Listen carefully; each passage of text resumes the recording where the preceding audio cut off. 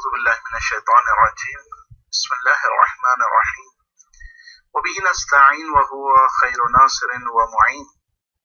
سلسلہ دروس بیان احکام میں آج 36 نمبر درس ہے۔ آج کے 5 مسالوں میں پہلا مسئلہ بچے کے اخراجات پورے کرنے کے سلسلے میں 3 نکات ہیں۔ نمبر 1، بچوں کے سلسلے میں جو والد پر وظائف عائد ہوتے ہیں ان میں سے ایک ان کے اخراجات کا پورا کرنا ہے، بچہ چھوٹا ہو یا بڑا، جب وہ اپنے اخراجات کو پورا نہ کر سکتا ہو۔ نمبر 2، جس بچے کی اپنی کوئی درآمد نہ ہو تو اس کے اخراجات کی ترتیب باپ، دادا، نانا پر واجب ہے۔ نمبر 3، بیوی بچوں کے اخراجات کو اچھے طریقے سے پورا کرنا مستحب ہے۔ دوسرا مسئلہ حق اللہ اور حق الناس کے سلسلے میں 3 نکات ہیں۔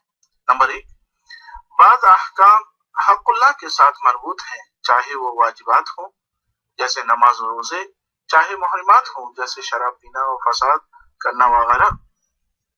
نمبر 3، بعض احکام حق الناس کے ساتھ مربوط ہیں جیسے دوسروں کے مال میں تصرف کرنا۔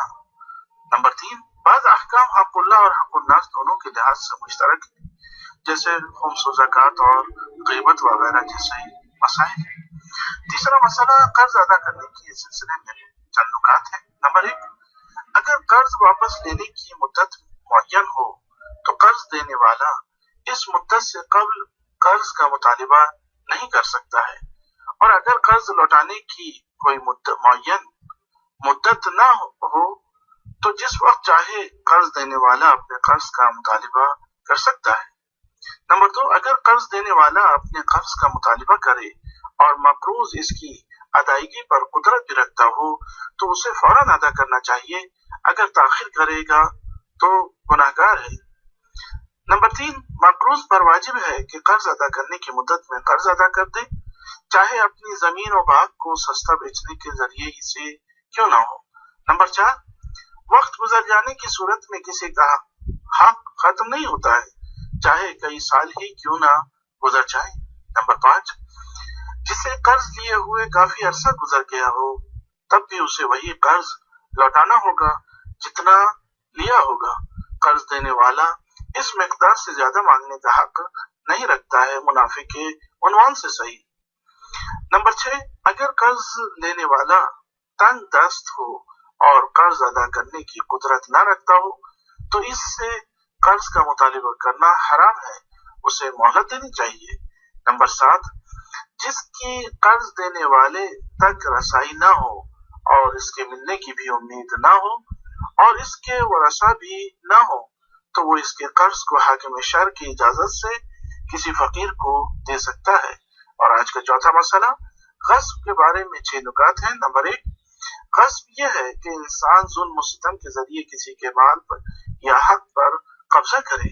نمبر 2، جو کسی غصبی جگہ پر نماز پڑھے، چاہے موقع پر ہو یا اس کی ہو تو اس کی نماز باطل ہے۔ نمبر 3، ایسی جگہ پر نماز پڑھنا جس کا منافع کسی اور کا ہو تو اس کی اجازت کے بغیر نماز باطل ہے۔ نمبر 4، مشترک مال میں تصرف شریک کی اجازت کے بغیر غصب اور حرام ہے، اور اگر ایسی جگہ نماز پڑھنا بھی باطل ہے۔ نمبر 5، ایسی میت کے مال میں تصرف کرنا جو مقروض ہو حرام ہے، اور اس جگہ نماز پڑھنا باطل ہے مگر یہ کہ جزئی تصرفات ہوں۔ نمبر 6، غصبی مال صاحب مال کی طرف لوٹا دینا چاہیے، چاہے غاصب کے ضرر میں ہی تمام ہو رہا ہو۔ اور آج کا 5واں اور آخری مسئلہ راستوں میں رکاوٹ ڈالنے کے سلسلے میں ہے۔ نمبر 1، راستوں میں رکاوٹ ڈالنا حرام ہے۔ نمبر 2، اگر کوئی لوگوں کی عمومی رفت و آمد کے راستوں میں رکاوٹ کھڑی کرے تو گویا اس نے ان لوگوں کے حق کو غصب کیا ہے۔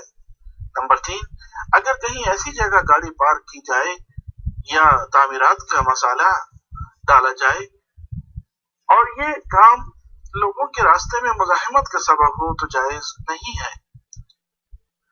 ان تمام مسائل کا حوالہ کتاب بیان احکام شرعیہ از حرم مطہر فاطمہ معصومہ سلام اللہ علیہا مؤلف اکبر محمودی، مترجم سید محمد حسن عابدی، وآخر دعوانا ان الحمد للہ رب العالمین۔